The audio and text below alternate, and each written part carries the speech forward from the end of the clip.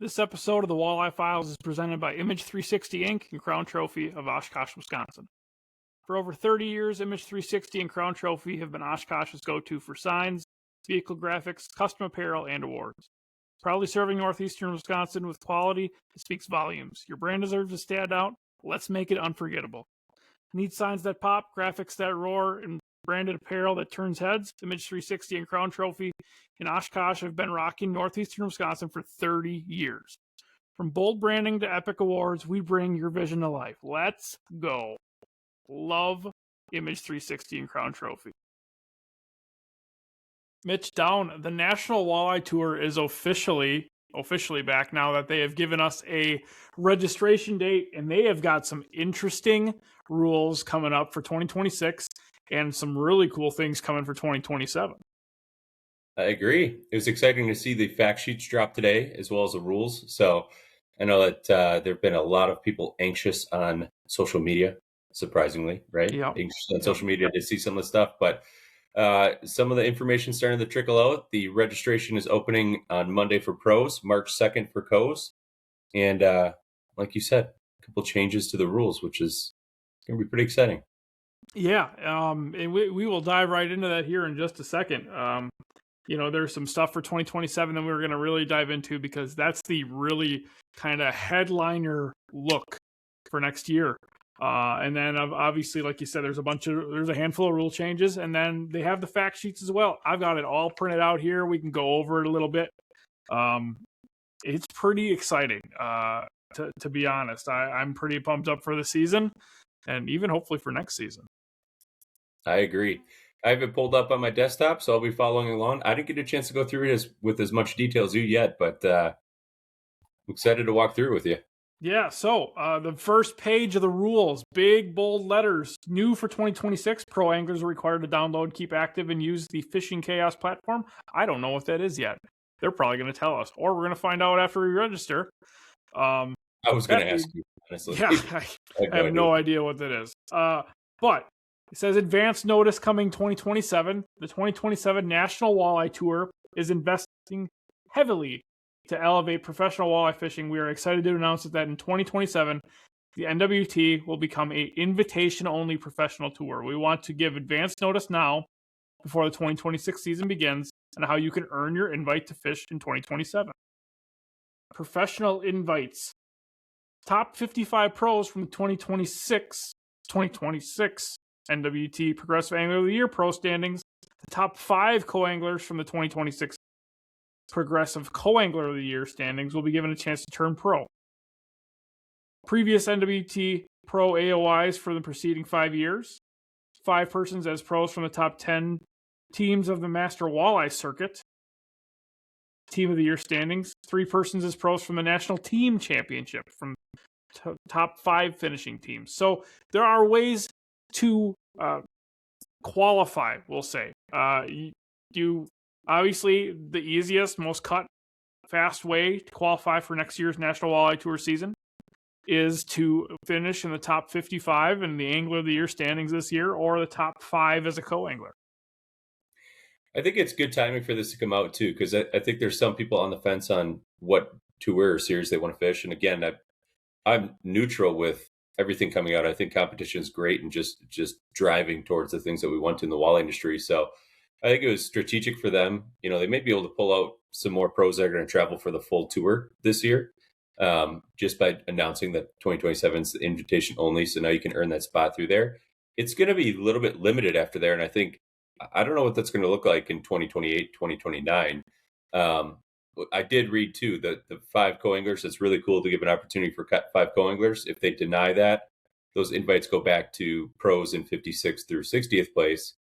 What will be gray or interesting is how they manage the Master Walleye Circuit Team of the Year points and then the National Team Championship, because they're only taking 5 from the top 10 teams. So that's 20 from the Master Walleye Circuit. I'm assuming they're going to start at first place. And then same with the NTC. So there's definitely ways to get your way in. It's really cool. I think we've been looking for some sort of like a Bassmaster format where you have the opens earning your way into the elites. Walleye fishing looks different the way it is now. So it's cool that they're they're putting some things out there that is a little bit more exclusive in a true pro event. Yeah, and what I really like is the extra motivation factor. Personally, I like the thought that, hey, if you don't fish well enough this year, you could be relegated. Hopefully, in our cases, that's not something we ever have to worry about. But we're going to give her all we got this year. And there's people that could qualify in multiple different fashions. I could qualify through fishing the top 55.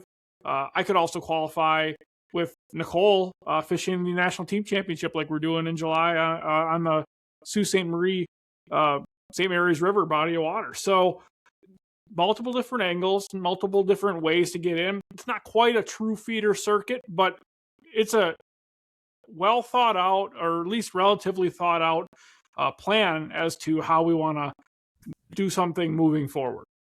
This episode of the Walleye Files is brought to you by Lake Effect Lures, the tackle that turns every cast into a catch. Built for serious anglers, tested on real fish, and proven to get bites when nothing else will. Get yours at lakeeffectlures.com. The format for 2027, it's going to be such a cool experience getting to fish, to qualify to fish further. It's something that we don't have in the walleye world. It's something that the Elite Series has that I think a lot of us want. And it does bring a lot more attention to the guys next year who make the top 60 or 55. Yeah, and I think the guys that have been fishing it for a long time have wanted something like this too. It's been the highest level of walleye fishing available in the United States, in the world, basically. But it didn't feel like it was exclusive and you were truly fishing as a pro. It was pay to play. So it's really going to turn into a professional event now, which is cool. Yeah, a lot of eyes, a lot more camera time, and maybe they'll do like an off limits period next year. Maybe they'll do no information rule prior to the events. There'll be a lot of things that they're going to have to iron out, obviously, on the National Walleye Tour Bass Pro side. But as an angler who has a chance to qualify to fish the first ever season of an invite only, I'm pretty dang pumped. That is cool. It is cool. So moving on, we've got some stuff in here that I've highlighted, of course, as normal, entry fee wise for the 2026 season. There are no refunds once you are confirmed into the event. That is something you should remember. Everyone should remember. If you are planning on going in a tournament and you blow your motor up the day before the tournament, they will not give you your money back. It's just not how it works, unfortunately. But a new rule for 2026, pro competitors are allowed to use devices for media output. Rule 17 defines all that. I could flip to Rule 17, maybe. That's kind of exciting as well. We've talked about guys like Tom and Drake who have had a YouTube live feed until the live feed cuts out. And it's pretty cool. It's really nice to have some live feed. But this year, you, myself, a lot of us are going to have an opportunity for 2026. Pro competitors will be allowed to output live stream photos or video on all official tournament days to the public social media channel of their choice. Facebook, YouTube, etc. No websites are allowed, so no personal websites, I believe. That means competitors must notify NWT at the registration check-in the night before the events that they're going to be live streaming, approximate times, dates, etc. Competitors should make every effort not to show NWT competitors on the water or their boats on live streams. You do not have permission to do so. Also, third-party crews, which would be like a tour-level gold setup where you have somebody filming you, can post media during the day to free public-facing social media sites. This is great. I like this, and I like the thought that, you know what, let's do some public things. Let's give our guys some publicity, give them some freedom to show off what they're doing. Let's give the sport a whole bunch more eyes and really try to grow this thing. I love it too. And I mean, we're in a world where everybody kind of wants all the information right at the tip of their fingers. So they're following along, and you could previously watch the weigh-ins on Facebook Live, and then we transformed into being able to stream that second day, which was cool. And it's fun to watch, but be able to have the media be able to be a part of that the entire day. I mean, it's obviously on you as the angler to be able to bring that. You see that on the bass side a lot, but you're able to increase engagement for the entire tour, for walleye fishing, tournament fishing in general, personally for your sponsors, for yourself. I don't see a downside in it whatsoever. And then the third party media. I mean, I think Tour Level Gold does the best job in the walleye world for that. You see some other stuff on the bass side. I'd love to see that grow. I mean, this only makes it easier for other anglers to want to be able to do that as well. Yeah, I agree. I think any media is most likely good media as far as the walleye world when we're talking about tournament coverage. It's something we've all talked about for a long time that, hey, we would love to have live coverage. And now we have the ability to do so, and I'm going to have to learn how to do it. I'm going to have to learn how to put a live camera in my boat so I can have it all the time. That'd be pretty special. That'd be awesome. It'd be a lot of fun. So looking, there are not a lot of other rule changes for the year, which is great. Obviously, if you are going to fish the National Walleye Tour, print yourself a copy of the rules, read through the rules, understand the rules, because that is your job. You cannot assume. But going on to our fact sheets for the 2026 season, starting right off here for Monroe, Michigan, Lake Erie here, April 9th and 10th. Culling is allowed. It is Lake Erie, which is great. Culling is allowed. No Canadian waters, which is kind of something we almost expected after Sault Ste. Marie in 2023. I just don't know if the NWT is going to allow us to ever go back in Canadian waters. I believe they found out they're not insured in Canadian water. So I don't think that's something we're ever going to see again. But no real... regardless. I mean, there's plenty of water to be able to fish on Lake Erie without going to the Canadian waters. You're not going to have to there's opportunities to make massive runs. You're not going to have to make massive runs.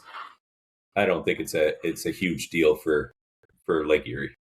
Right. And I mean, like I said, no real surprises for the Lake Erie event. That's not something I was real worried about. Going on to the Lake Oahe event, there are some things that are a little different. There are boundaries.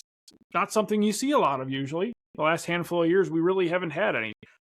You will not be allowed to go south of the U.S. Highway 212 bridge. I like that. And you're only allowed to be in South Dakota water. You can't go into North Dakota. It eliminates a lot of water for guys like me who don't want to drive 60 miles one way and don't know that body of water. And it keeps the field just a hair closer. I mean, you still be able to run 40 miles. Like, let's be real. There will still be trees and fish south. Yeah. But just not as far south as a lot of people would want to go. Yeah.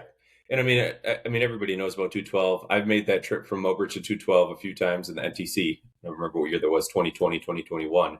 It's right at that verge point where you could go a little bit further south. I think it's a good boundary. It's not going to push people to really, it's going to hone in people's pre-fishing, keep us all in a general vicinity. But like you said, there's 45 miles of water to still be able to fish during that event.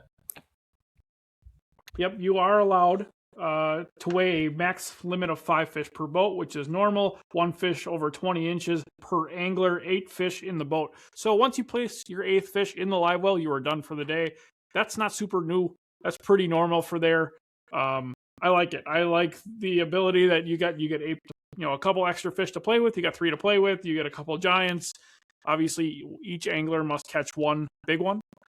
So that might be a little strategic as far as hooking one up and handing a rod off. That's pretty normal. But moving on to Gladstone, Michigan, as we have talked about, not on air, we have talked about this is probably going to be a Michigan-only tournament, and it is. Boundary waters of Michigan. 1 fish per person over 23 inches. Release any live fish not to be weighed prior. Culling is allowed. Again, another event we get to cull in. I really like that. I love bait and knock. I mean, clean water, big fish. It's going to be a lot of fun. The unders are going to be the story, but we're each allowed, each angler is allowed to catch a 23-inch plus fish for the day, and Michigan only. Michigan only. I love that too. Yeah, Michigan only, again, there's a ton of water to be able to cover. You can go up and down the shoreline of Green Bay, basically on the western shoreline. There's enough to be found in Big Bay. There's enough in Little Bay. It's that's gonna be a fun one. And again, culling makes it a lot of fun. You can go out there and you can catch a lot of fish in a single day. So Yeah, being able there's to no stay out, reason to come back early. no, stay out there all day long, catch a bunch of fish, go catch your giants. The unders, like you said, getting some good quality unders is going to be the ticket for that one. All right, so the next one is the final event of the season. It's our backyard event that you and I are probably most excited for. It is Ocano in July, Wisconsin waters only, which we expected. Again, it does say Wisconsin waters within the Wisconsin Northern Zone Walleye Tournament boundaries. For those of you who don't know that, that means you are not allowed to go south of the Brown County line, and you are not allowed to go north of Gills Rock. So a lot of water. I mean, you will have a lot of water. There will be fish biting just about everywhere. There will be big walleyes caught. It will take a pretty impressive 2-day bag to win that tournament. But weather permitting, yes. Correct. Weather permitting, 5 fish per boat per day. As far as weighing in, you're allowed 6 fish in the boat. You got 1 to play with, which is pretty normal on Green Bay events. 3 per angler. That's the big thing. 3 per angler. You're handing the rod off. I don't want to be the guy at the end of the day where I catch the first 3 fish and I got to sit down. Right. So that's going to be the biggest X factor, I think, for that event. And it's not something super new. It's something that we've been dealing with the last couple of years. Yeah, it is nice to have the 1 to play with. I think they had the 1 to play with last year as well. So it is nice to be able to have that 6 fish in the boat too. Yep. And then the very last tournament of the year, the championship on Lake Sakakawea out of Garrison, North Dakota. You are allowed 5 fish per boat per day. No more than 5 fish allowed in the live well. That one's going to be interesting. That's going to be tough. Yeah. I don't know what you keep, what you don't keep. And what's even more tough is it shows that the tournament waters for this event shall be Lake Sakakawea east of the west point of Berthold Bay on the north shore, and an imaginary line stretching across to the south shore. So that tells you are not allowed to go west of Berthold Bay, which is really not that far. It is 13.2 miles from the launch to that point on Berthold Bay. Yeah. That confines 40 boats to a pretty small area, and it's big. It's big water. There's some big bays there, but boy, that's going to be a boat positioning kind of deal. Hopefully, you're a high boat number to start the tournament. Yeah, I would agree. I mean, the saving grace for that is it's top 40. So, I mean, there's only 40 boats going out rather than 80 to 120. But it's still going to be pretty interesting. It's still a little bit narrow.